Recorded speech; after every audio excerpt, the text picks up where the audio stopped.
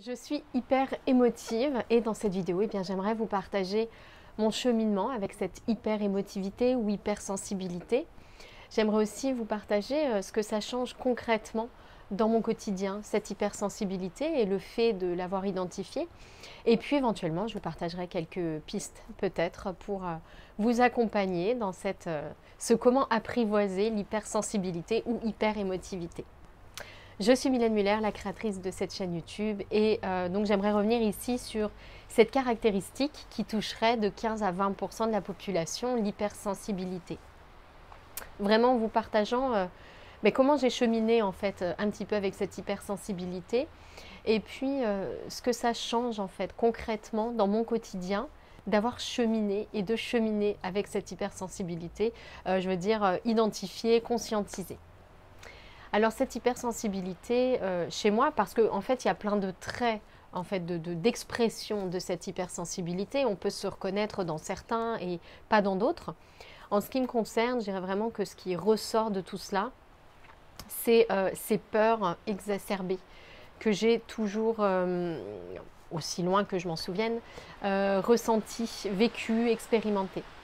Je parle souvent de cet épisode quand j'avais 6 ans et demi, où j'ai vu un documentaire vraiment effrayant sur la guerre, Nuit et brouillard. Et je me souviens encore de beaucoup trop de ce documentaire. Et ça a vraiment entraîné une crise d'angoisse très violente en fait, qui a duré pendant peut-être 1 heure, 2 heures, vraiment de tremblements complètement refermés comme dans ma bulle, impossible d'en sortir et de me ressentir en sécurité. Donc il y a eu cette manifestation-là et j'ai envie de dire il y en a eu plein d'autres et on était toujours vraiment dans cette peur vraiment amplifiée. Donc il y a eu la peur de partir. Je me souviens quand je partais en voyage scolaire, enfin bon, je mettais vraiment des jours à me calmer et je vivais d'ailleurs des voyages scolaires absolument horribles, à être vraiment complètement terrorisée en fait, en perte de repères. Il y a eu la peur de parler en public aussi pendant longtemps. Et ça, je me souviens, à l'école, c'était vraiment très, très pénalisant parce que régulièrement, on se fait interroger pour lire quelque chose ou répondre à une question. Et en fait, tout ça me terrorisait vraiment, hein, mais au point que il y a eu une période, je me souviens, à la fac, où je prenais des trucs, des petits calmants aux plantes. Hein. J'ai jamais été extrêmement audacieuse, mais pour me calmer, justement, pour essayer de... et je comptais un peu sur l'effet placebo aussi, pour essayer de me rassurer, de me dire ça va aller, tout va bien. Bref, passer les oraux des concours, ça a été toute une aventure aussi. Donc il y a eu comme ça tout un tas de peurs. Il y a eu une période aussi avec vraiment la peur de vomir. J'étais vraiment focalisée là-dessus et le soir notamment, où je mangeais du coup très peu. Enfin, plein de petites manifestations en fait, je dirais, de ces peurs exacerbées. Il y a autre chose aussi avec cette hypersensibilité qui est beaucoup ressortie chez moi, c'est le regard des autres. Comme si je sentais vraiment l'approbation ou la désapprobation des autres, que l'approbation était hyper importante et que vraiment la désapprobation des autres, je la ressentais mais terriblement en moi. Et du coup, j'avais beaucoup de mal à m'opposer aux autres ou simplement à m'ancrer dans mes convictions parce qu'en fait, vraiment, ces conflits me terrorisaient et vraiment, j'avais horreur de ça. Donc ça a été une bonne partie, on va dire, de ma vie et c'est notamment une des choses qui m'ont amenée, alors il y a eu plein d'autres manifestations et d'expressions de souffrance qui m'ont amenée à m'intéresser au développement personnel et donc à me tourner vers des lectures. Je me souviens avoir commencé par la confiance en soi, aussi par la respiration, la relaxation, la sophrologie. Donc il y a eu comme ça quelques petits points d'entrée.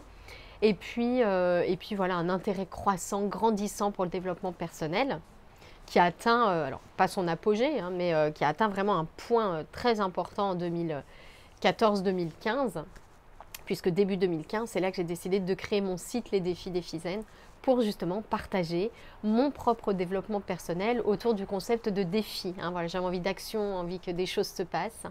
Et donc je m'engageais chaque semaine à relever un défi et à le partager. Et lors de ces nombreux défis, en fait, j'ai découvert beaucoup de choses, je me suis intéressée à beaucoup de choses. Hein, j'ai enfin passé vraiment du temps et j'en ai fait une priorité dans ma vie à ce moment-là, parmi d'autres priorités, mais en tout cas vraiment une place essentielle. J'ai découvert ce concept d'hypersensibilité en lisant cet ouvrage d'Hélène Aron, Ces gens qui ont peur d'avoir peur. Je crois que le titre a changé d'ailleurs depuis. À l'époque, c'était Ces gens qui ont peur d'avoir peur. Et j'ai lu quelques pages de ce livre-là et tout de suite j'ai compris que j'étais hypersensible. Et je me souviens vraiment de mon ressenti à ce moment-là. Ça a été quand même un grand soulagement. Un grand soulagement. Alors bien sûr, il y a le mental qui a besoin de comprendre, de petites cases faciles, d'étiquettes, de s'assurer qu'on n'est pas trop bizarre et qu'on rentre quand même dans des petites cases qui ont des noms. Donc il y a une grande satisfaction, un grand soulagement de ce côté-là. Puis je dirais bien sûr un soulagement de me dire mais en fait je ne suis pas la seule. Parce que j'avais vraiment l'impression d'être seule dans cette bulle où tout était très compliqué avec les émotions. Et donc là réaliser que je n'étais pas seule. Donc il y a eu vraiment ce grand soulagement par rapport à cette lecture-là d'Hélène Aron. Et puis petit à petit, il y a des choses qui m'ont dérangée autour de cette étiquette d'hypersensible. Je voyais beaucoup de groupes consacrés à l'hypersensibilité que je trouvais un peu larmoyants en fait. Alors moi certes j'avais des émotions difficiles, mais quand même une grande énergie et une envie d'en faire quelque chose et une envie d'aller de l'avant. Et du coup, j'étais pas trop en accord en fait avec le fait de s'abriter derrière ça pour dire du coup, il n'y a rien à faire. C'est bon, tu as compris d'où ça venait et on continue comme ça. Non, j'ai quand même l'impression que il était possible de sortir aussi de certains schémas et que c'était pas forcément une fatalité en fait que d'être submergée toute ma vie par des émotions et de me sentir un peu prisonnière de cela. Donc assez rapidement en fait, et c'est ce que je dis souvent, les 2 jours qui ont compté dans ma vie d'hypersensible, c'est le jour où j'ai compris que je l'étais et le jour où j'ai décidé de m'en moquer. Et ce jour où je me suis dit mais je ne vais pas m'arrêter en fait à cette étiquette-là, parce qu'après tout des étiquettes il y en a tout un tas. On est au potentiel, on est extraverti, on est introverti, on est INFJ ou que sais-je encore. Et si je m'étais en fait arrêtée à ça dans ma vie, je crois que je ne serais pas allée très loin en fait, ou juste il y aurait une petite compréhension mentale sur les choses et puis je me serais arrêtée. Donc j'ai vraiment eu envie de me moquer en fait de ça, c'est-à-dire d'aller au-delà et de continuer un petit peu ce cheminement et cette connaissance de soi. Et ça, c'est vraiment quelque chose qui, pour moi, est fondamental si l'on se sent hypersensible ou hyper émotif. C'est de le comprendre pour que ça crée un soulagement, certes, mais ne pas s'arrêter à cette compréhension mentale parce qu'en fait, il y a bien d'autres choses à découvrir.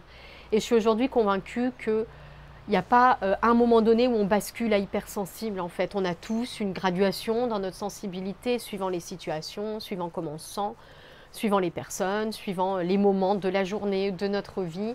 Et je continue à penser que c'est assez réducteur en fait ces étiquettes et donc plutôt à encourager à aller vers une connaissance de soi un peu plus subtile et un petit peu plus fine.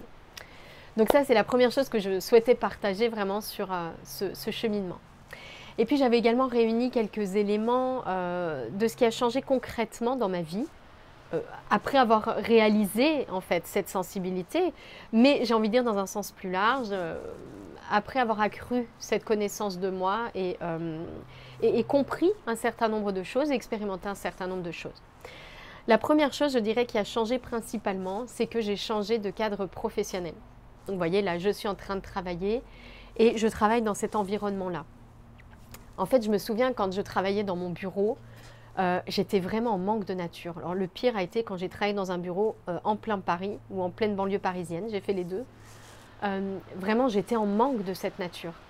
Le vert me manquait, les arbres me manquaient et je trouvais que c'était un luxe incroyable en fait que de pouvoir avoir des petits moments de nature dans ma journée, un pot de plantes sur mon bureau ou 1 heure que je pouvais aller passer dans un parc le midi. Et je me suis rendu compte, j'ai compris, j'ai vraiment besoin de cette connexion. En fait, qui n'en a pas besoin? Je pense qu'on en a tous vraiment besoin, tout le monde n'en a pas conscience, mais on est vraiment fait pour, je pense, être au contact de cette nature à laquelle on appartient, basiquement, au-delà de tout ce qu'on a ajouté. On est vraiment fait de ça, lié à ça. Et donc pour moi, ça a été la première chose, respecter ce besoin de nature. Alors avec ça, j'ajoute le calme. Vraiment pouvoir entendre les petits oiseaux comme fond sonore, du calme également. Donc moi, travailler dans des bureaux en open space, c'est vraiment quelque chose qui était compliqué pour moi. J'avais besoin en fait de pouvoir m'isoler du bruit pour être concentrer et au-delà de ça, en fait, pour me ressourcer.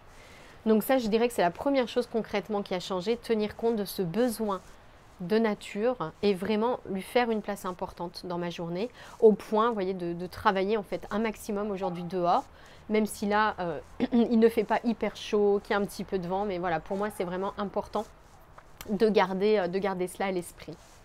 La deuxième chose, c'est, et on est toujours dans ce respect de l'équilibre, de l'écologie, c'est de changer de rythme de travail.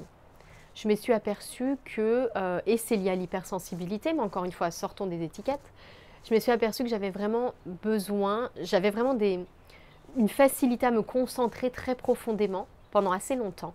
Mais en revanche, quand cette phase-là était terminée, il fallait vraiment que je puisse me ressourcer, faire autre chose. Et ça, bien sûr, quand on est dans un bureau et que ça doit durer 8 heures sa journée, bah, c'est très difficile de le faire. Donc ça, c'est vraiment une deuxième chose que j'ai pu mettre en place et qui est essentielle, c'est de pouvoir adapter mon rythme à mes besoins. Il y a des jours où ça va être plus, il y a des jours où ça va être moins, comme il y a des saisons, il y a des cycles, et il est vraiment essentiel, je pense, de pouvoir écouter ces cycles-là. Donc ça, pour moi, c'est la deuxième chose vraiment importante. La troisième, c'est changer concrètement ce que je fais. Avant, je travaillais beaucoup avec les comptes, j'étais dans les finances publiques, avec des textes juridiques, financiers, budgétaires, etc. Alors, ça ne me déplaisait pas parce que ça satisfaisait une activité mentale. Par contre, en tant qu'hypersensible, on a vraiment bon, ça bouillonne en fait à l'intérieur. Et on a aussi, je dirais, cette appétence à regarder cette richesse-là. Et c'est quelque chose qui me posait vraiment souci avant, que de me dire, mais en fait, l'essentiel n'est pas là. J'ai l'impression de passer à côté quelque chose de plus important.